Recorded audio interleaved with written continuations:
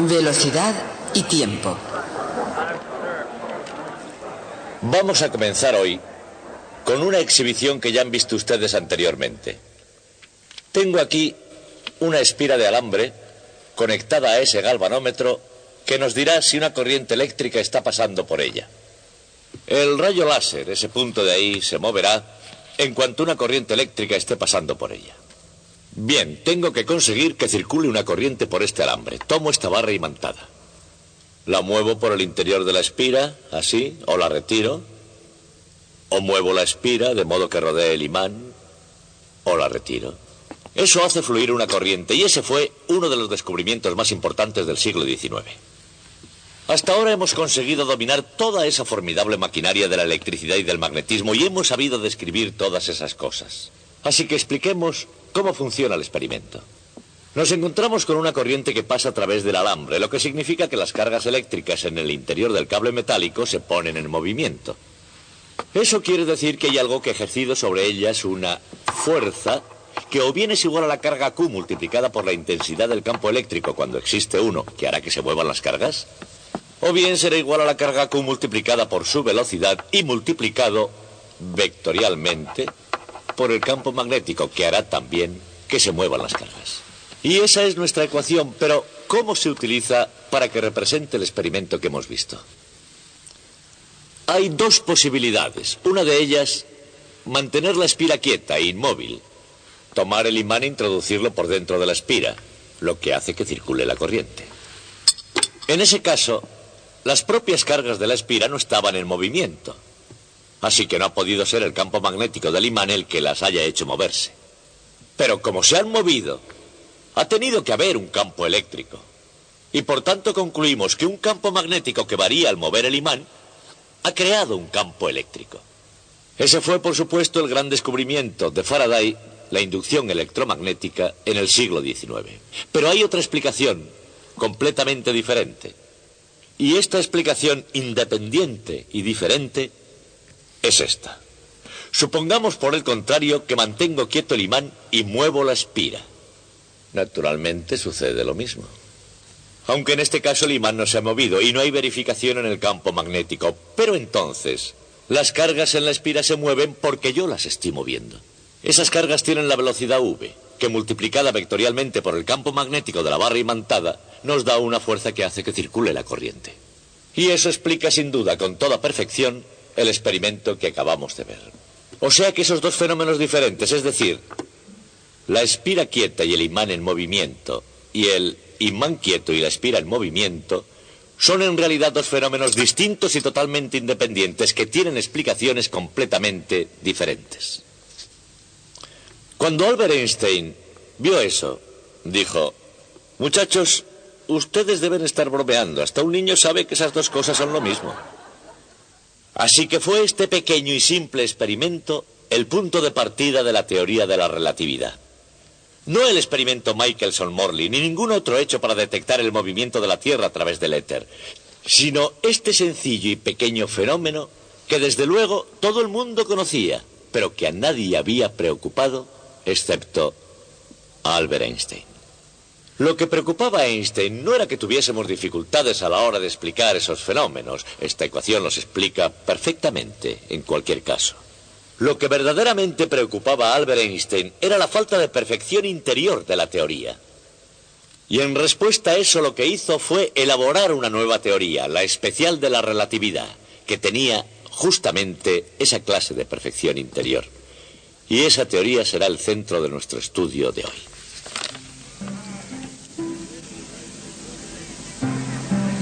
Los historiadores recuerdan el cambio de este siglo como una revolución. En cualquier campo, desde la aviación a la antropología o al arte, el abandono de la norma era radical en todos los frentes. Y el año 1905 ha quedado como un hito crucial. Es el año en que Albert Einstein invitó al mundo a continuar por la senda correcta, a pensar por un momento lo que realmente es un momento.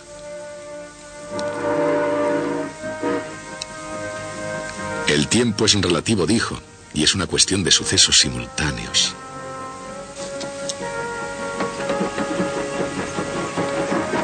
Y en la relatividad de Einstein, que es una realidad independiente de cómo se la mire, la simultaneidad es cuestión de opiniones.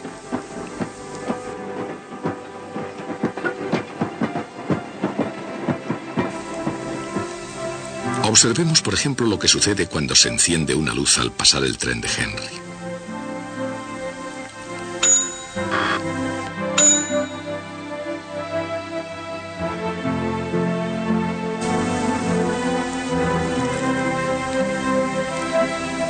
La luz alcanza la parte de delante y la parte de atrás del tren al mismo tiempo. Al menos, así es como lo ve Henry. Pero vamos a considerarlo desde el punto de vista de un observador en el exterior. Para Albert, que está quieto en la hierba, la parte de atrás del tren va a encontrarse con la luz y la parte de delante tiende a alejarse de ella.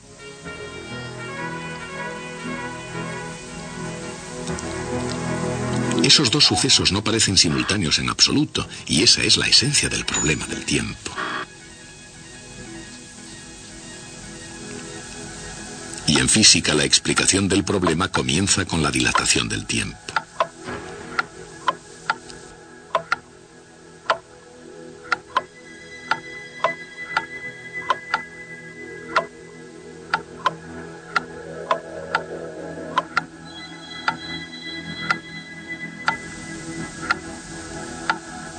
Dada la constancia de la velocidad de la luz, no hay duda de que un simple reloj de rayos de luz en movimiento se atrasa según el factor gamma.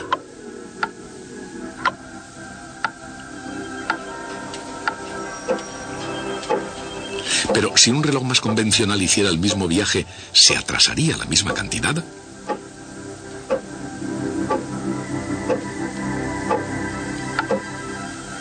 La respuesta va a estar hecha a tiempo, porque si solo se retrasara el reloj de rayos de luz, se podrían comparar sus tiempos, y entonces si sus tiempos coinciden, ambos estarían en reposo.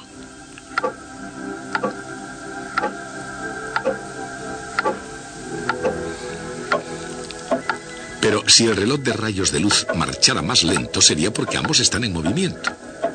¿Pero en movimiento con respecto a qué?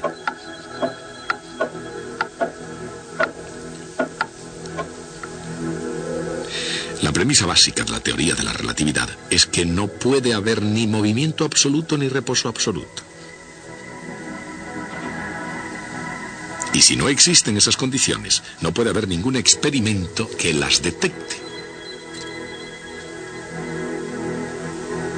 Así que, si la teoría de la relatividad es correcta, todos los relojes del universo deben comportarse exactamente igual que un reloj de rayos de luz. Y eso no es precisamente un descubrimiento sobre los relojes. Es un hecho sobre la naturaleza misma del tiempo.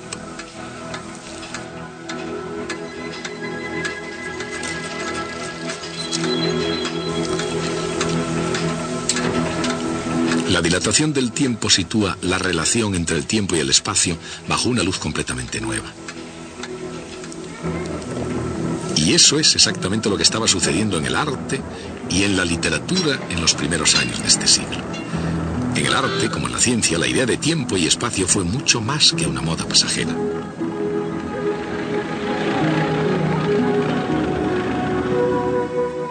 Justo cuando Einstein intentaba poner todo bajo una nueva perspectiva, Virginia Woolf apremiaba a los escritores a que fueran más allá de la formalística vía férrea de una frase.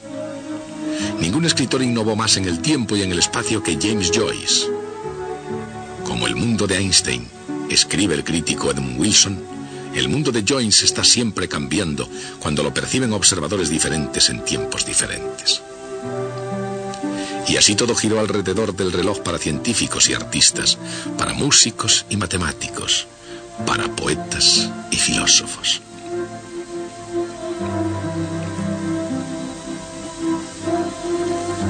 Y la teoría de la relatividad de Einstein llegó al menos tan lejos como cualquier imaginación creadora.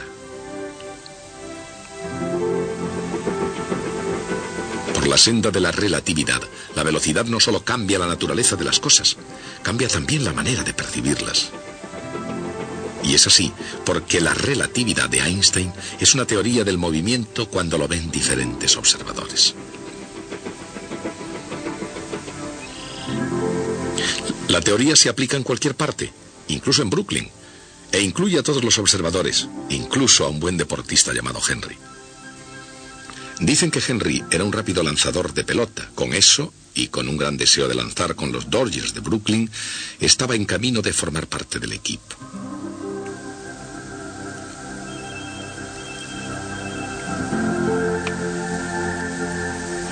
Algunos dicen que Henry podía hacer volar una pelota de béisbol casi a la velocidad de la luz. Y desde su punto de vista parece que va bastante rápida.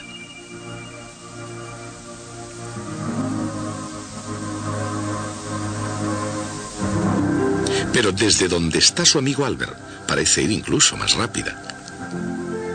¿Podría la velocidad de la pelota sumada a la velocidad del tren hacer que el lanzamiento de Henry pareciera ir incluso más rápido que la velocidad de la luz? Por supuesto que no, porque ni siquiera sobre un tren, entrenándose en pruebas de velocidad, nada viaja más rápido que la velocidad de la luz. Entonces, ¿qué es lo que está pasando aquí? Las estadísticas del béisbol lo resuelven utilizando un diagrama espacio-tiempo donde, desde el punto de vista de Henry, la pelota recorre un camino y Albert recorre otro.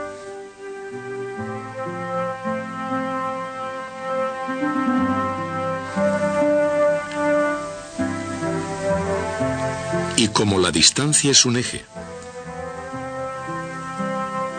y el tiempo es el otro, la velocidad, v', se puede ver en la pendiente de cada camino exactamente igual que la velocidad de la luz se obtiene en la pendiente de su trayectoria.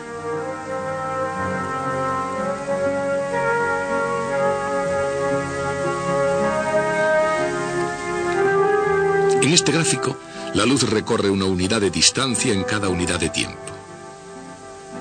Así que c es igual a 1. Al mismo tiempo, el tiro de Henry tiene una velocidad u sub x' de 0,6.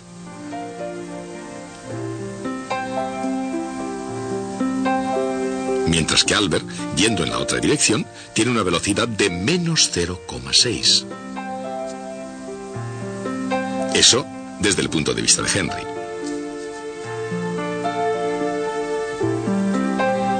Por otra parte, tal como ve las cosas Albert, la velocidad de la luz continúa siendo la misma, pero todas las demás velocidades se transforman, porque todas las pendientes se miden respecto a ejes oblicuos. Por supuesto, la luz sigue recorriendo una unidad de distancia en cada unidad de tiempo, por lo que c sigue siendo igual a 1.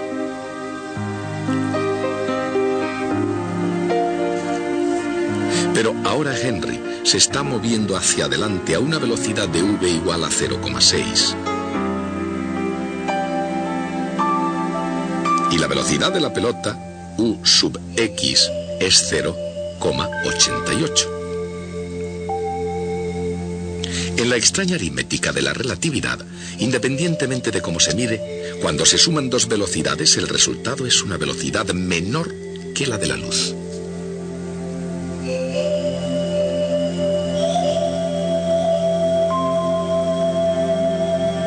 Así, mientras que Albert estará seguramente de acuerdo en que Henry arroja una pelota a gran velocidad,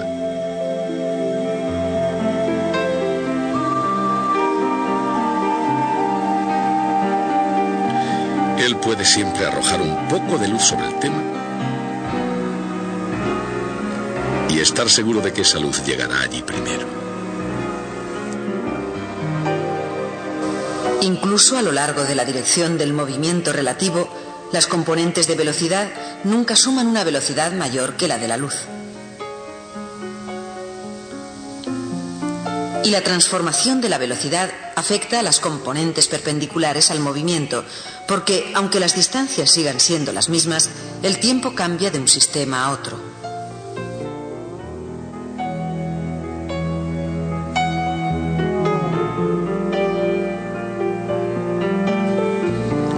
Una teoría, incluso tan bella como la de Einstein, necesita ponerse a prueba, y hay una prueba de la relatividad en un fenómeno llamado la desintegración de los mesones mu.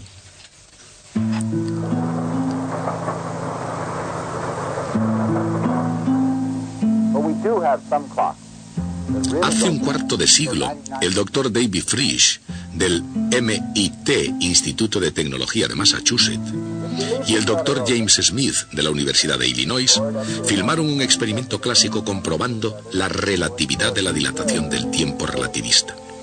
Y lo hicieron midiendo el flujo a través de la atmósfera de una partícula subatómica radioactiva llamada mesón mu.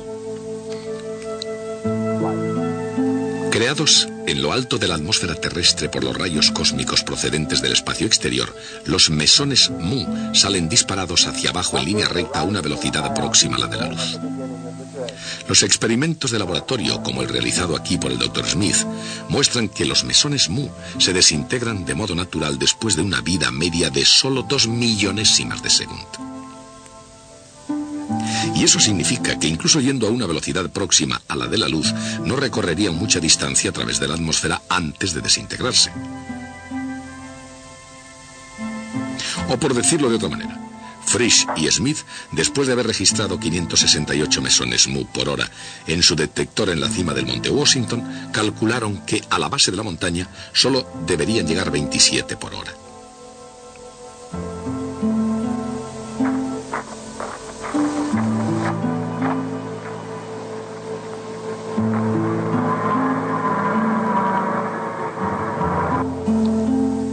Pero cuando llevaron sus equipos más abajo, al nivel del mar, registraron en su detector casi tantos mesones mu como habían registrado en la cima del monte, 412 por hora.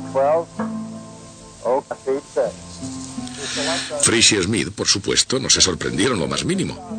La razón de esa discrepancia se explica muy bien por la teoría de la relatividad.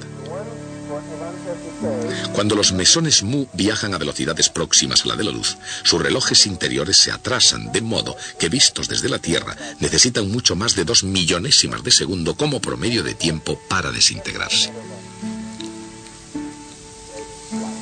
De otra forma, visto desde el sistema de referencia del mesón, la atmósfera de la Tierra, lanzada hacia arriba, hacia el mesón, a una velocidad próxima a la de la luz, sufre una contracción de Lorentz hasta el punto de que la partícula puede hacer todo el camino hasta el suelo en solo 2 millonésimas de segundo.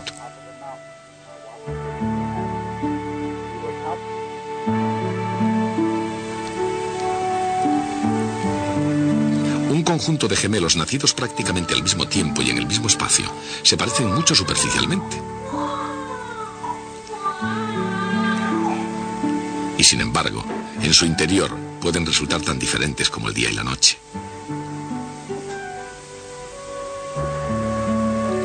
Ser tan iguales y tan diferentes al mismo tiempo puede ser la paradoja esencial de los gemelos idénticos.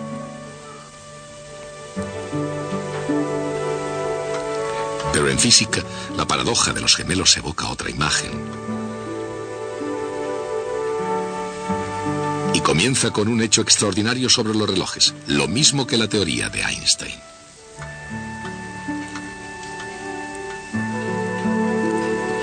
Sin que importe cuánto tiempo lleven marchando, independientemente de que hagan tic-tac o den campanadas, o hagan cucú, todos los relojes obedecen las reglas de la relatividad. Naturalmente, esas reglas también se aplican al reloj humano. Un dispositivo de cronómetro llamado metabolismo empieza a funcionar incluso antes del momento del nacimiento y sigue funcionando hasta el final de una forma que, en general, se puede predecir. Pero, ¿qué ocurriría si el reloj humano se moviera a una velocidad próxima a la de la luz? Para saberlo, consideremos estos dos gemelos idénticos, Albert y Henry. Justo desde el comienzo, sus relojes biológicos empiezan a funcionar perfectamente sincronizados. Bastante pronto, sin embargo, los planes mejor trazados por su padre y su madre se vienen abajo.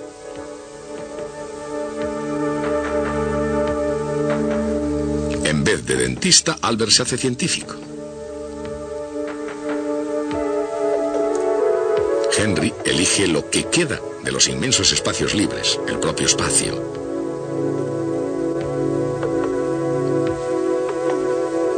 Especialmente para los gemelos idénticos, la primera separación es agridulce. Sin embargo, viajando a una velocidad próxima a la de la luz, Henry no tuvo problemas a la hora de dejar a Albert atrás. Este es el primer largo viaje de Henry para su nuevo jefe, la Sociedad Panadera Interestelar. Destino: Zog. Distancia: 10 años luz. Misión: llevar una carga de pan blanco corriente y cambiarlo por bollitos Zoggy, esos deliciosos pastelitos que todos los terrícolas desean vehementemente. Pero eso no es tan extraordinario. Si Henry pudiera comparar su reloj con el de Albert, le parecería que el reloj de Albert atrasaba.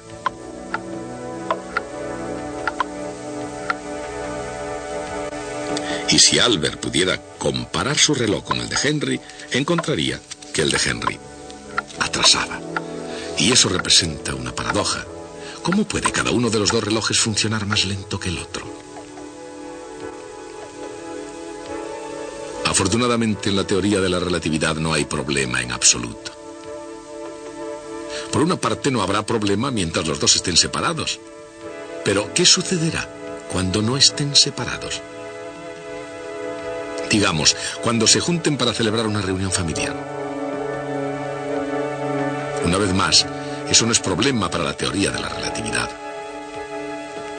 El hermano Henry, a una velocidad próxima a la de la luz, necesitará unos 10 años para llegar a Zog, situado a 10 años luz. Y después otra década para traer sus bollitos a la Tierra. Para Albert son unos 20 años, pero para Henry, el gemelo que de hecho está viajando, la situación parece diferente. Como en virtud de la contracción de Lorentz, la distancia a Zog está contraída, ese trayecto es tan rutinario como el del repartidor de la leche.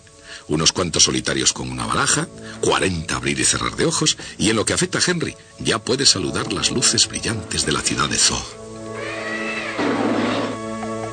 Luego, con igual rapidez, debido a que la distancia se contrae de nuevo, ya está de vuelta en la Tierra.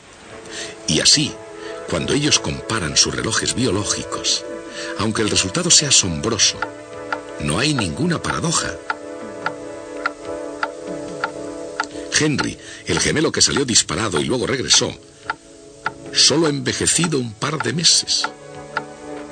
Mientras que Albert, el gemelo que nunca conectó los sistemas inerciales, ha envejecido 20 años. Así que, incluso entre parientes, el tiempo es relativo.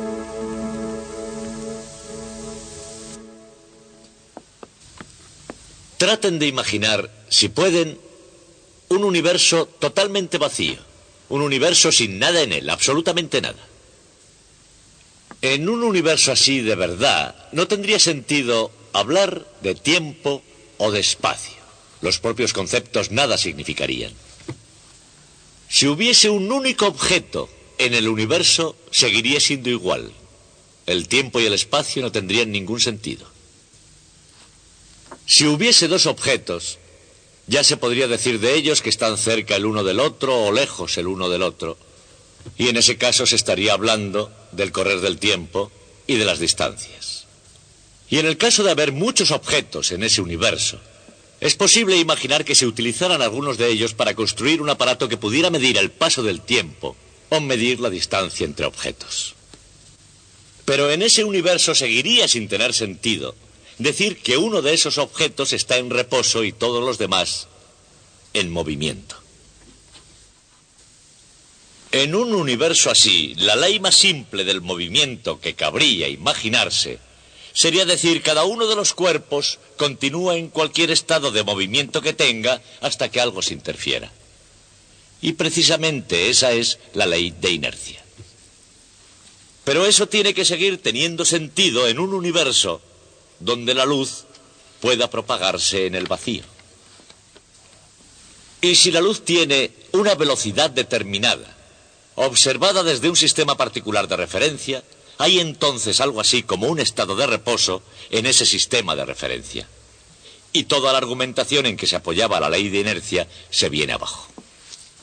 Bien, yo no sé si hay otros universos lógicamente consistentes, pero en nuestro universo ese problema se ha solucionado haciendo que la velocidad de la luz sea la misma para todos los observadores independientemente de su estado de movimiento. Sabiendo eso, y solo eso, podemos deducir que si hay una pareja de gemelos y uno de ellos se queda en la Tierra, mientras que el otro viaja a gran velocidad a una estrella lejana, da la vuelta y regresa, el gemelo que ha viajado cuando de nuevo se encuentran será más joven que el que se ha quedado en la Tierra. No necesito saber nada del funcionamiento de los relojes, ni de los osciladores de cristal de cuarzo, ni nada sobre el metabolismo humano. Todas esas cosas carecen de importancia. Necesito conocer solo el principio de la relatividad y la constancia de la velocidad de la luz. Y de eso puedo deducir que el gemelo viajero volverá más joven que el gemelo que se quedó en tierra. Y eso es una hazaña absolutamente sorprendente de pura lógica humana. Esa es la teoría de la relatividad. Seguiremos con ella el próximo día.